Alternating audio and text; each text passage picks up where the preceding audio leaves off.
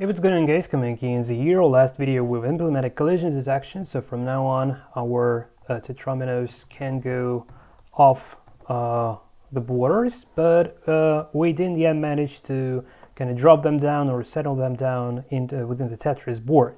So if we have a look at this print board function, which is incredibly useful for debugging, you see like that those tetrominos marked red are actually settled down, however this green one is not. So in this video we'll write a function that will actually allow us to drop the tetromino into the Tetris board, and probably it's already time to update our game loop a little bit so that the tetrominos would be falling automatically and a new random one would be appearing when one has settled down. So that's kind of important thing as well. And then probably there would be one last video to remove the blocks. So yeah, have a lot of work to do. So without further ado, let's actually start. And again, the function that is going to be really helpful for us is, well, we can rely on either hit tetromino or this draw tetromino. Yeah, let's probably rely on this one again. So where it stops, like here. So just grab this code because all we need is this tetromino index and the fit index, which allows to overlap to kind of fit the tetromino into the board. So it's something that we did for collision detection here, but a little bit different. So here, let's say settle tetromino down within the Tetris board, and let's call this function, let's call it drop tetromino, because we can hold it and after we just drop it, so that's the reason why I call it like this. Well, I think we don't need any I think we don't need any arguments for this function, all right? And we don't need to render anything. Instead, we actually want to settle down or drop the tetromino. So I can simply say board indexed by the fit index is going to be equal to tetrominos indexed by the current tetromino, which is yeah, just current tetromino. Great. Okay, rotate, drop. So current tetromino and indexed by the tetromino index. And one little thing, when we do this, we want to make sure that whatever element we have within our tetromino, so I can say if here it's not equal to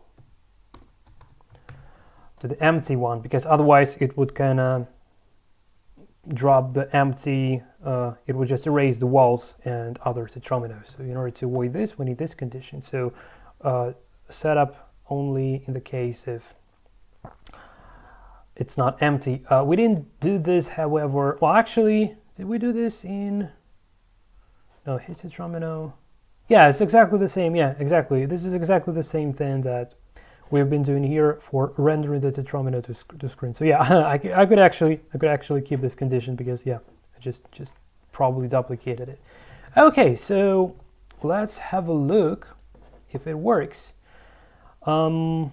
Yeah, I just want to put the camera somewhere, and here we go. So let's print the board. I want to print the board. We'll also visually see like if it drops, then it would become red. So that's how we know. So for instance, we go here. Okay, nothing happens because we don't call the function. All right. So to call the function, let's do it here when we're going down arrow. So here we can simply say else drop tetromino. All right, so this should be fairly enough. Update. and again print board. Okay, board is not defined. All right, so it's still the same. It's called Tetris. Hopefully now this would work. Okay, so sorry guys, I just really want you to walk through all the steps I've been through, because this is what makes the tutorial valuable. Okay, at least it doesn't give any errors. Yeah, it would probably not change the color because, well, I'm not sure if, yeah, but anyway, we do have this kind of like here. So I think if I just call draw tetromino again, or even not the draw tetromino but render, or no, draw Tetris. Yes, draw Tetris. Yeah, if I call draw Tetris here, you see, like, well, it just I don't know, for some reason, you see, it was ref for a while. Yeah, it goes ref for a while, it blinks, but then it just gets back because of the loop, basically, because the loop like prints this, like colors this to green all the time. But the main thing here is we actually have our piece. It fits into this. It fits into the board, so we no longer need to have it the different color. So instead, here we can just give it the tetromino color, right? And I just, all right, like this, and let's print the board. So here is nothing, and then we go down and bam, and we do have this piece being the part of the board. So from now on, this piece is static, right? I don't know, can we actually, no, we can't move it anymore, which is really good. Okay, so that's pretty much all about it.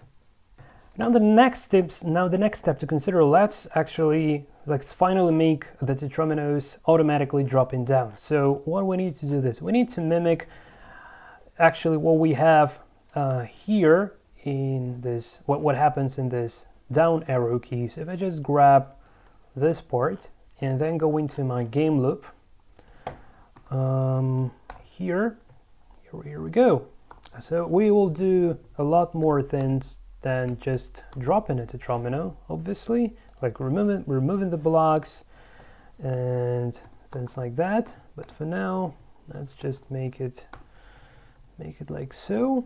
So here, what this line does,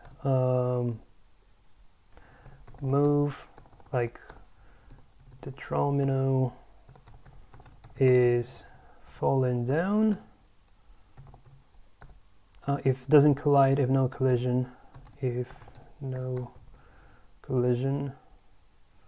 let's say is falling down until hits the floor or hits the bottom like this. And here, yeah, we just drop our tetromino. So let's have a look if this is gonna be working actually. So now we have our tetromino falling down. Okay, and it drops, and yes, fantastic. So far so good. But now the problem is that we didn't yet create a new tetromino. So how that can be done, you may be wondering.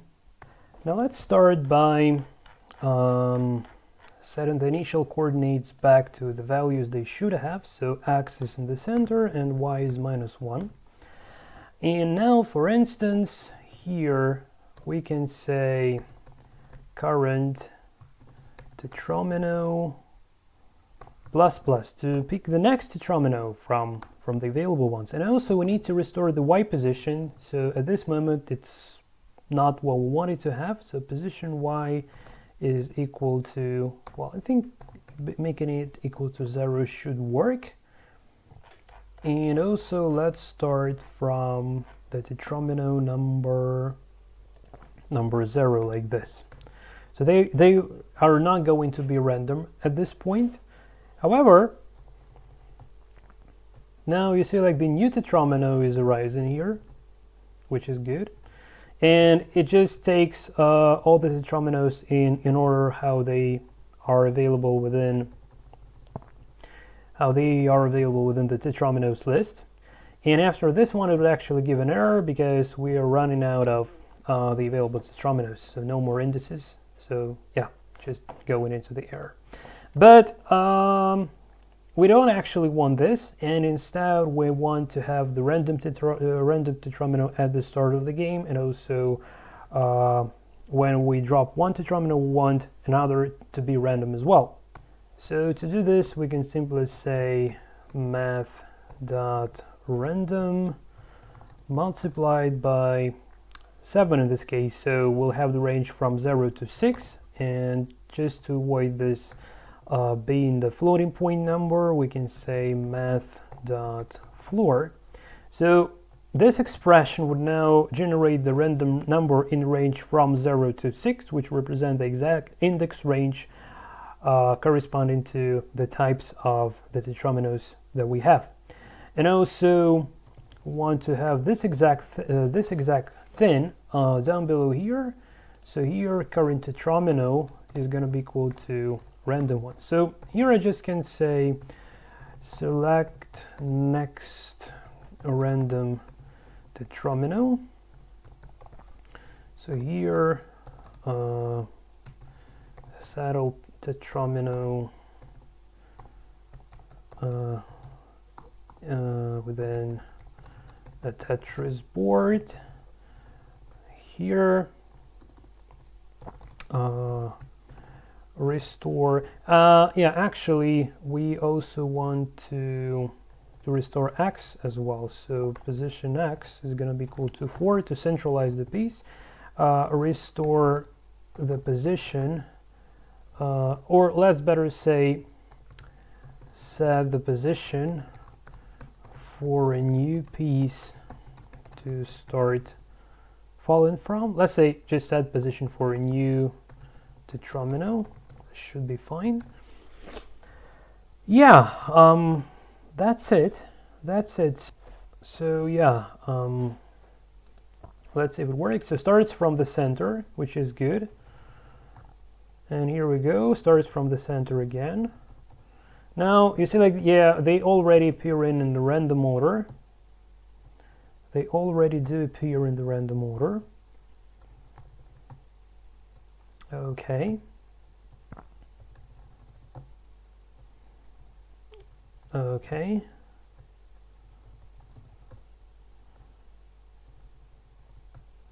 And yeah, it's already almost like a real Tetris to play. But here still we have an issue, because if we just fall down, in fact, the game is over, but we'll probably have an error here. No, we even don't. Yeah, maybe it just still tries. Yeah, it actually probably would still be trying to create new pieces. So how do we know that the game is over actually? Well, that can be done the following way. So before,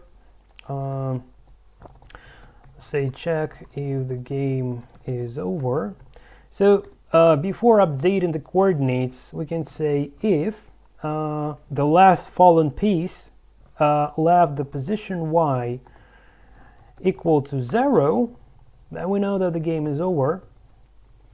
So here, let's say alert and game over, and then we just return from this game loop, and probably, well, we could then write a function to reset the game from scratch, but for now it should be fairly enough. So let's see if the game over kind of works here.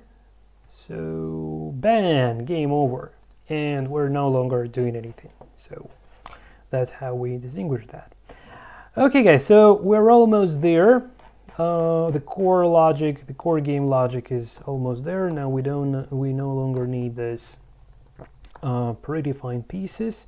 So the next video will write a function that would be removing the blocks that should get removed. So that's one of the most essential things in regards to the game. So this is it from my side. Thanks for watching. Until the next time, and take care.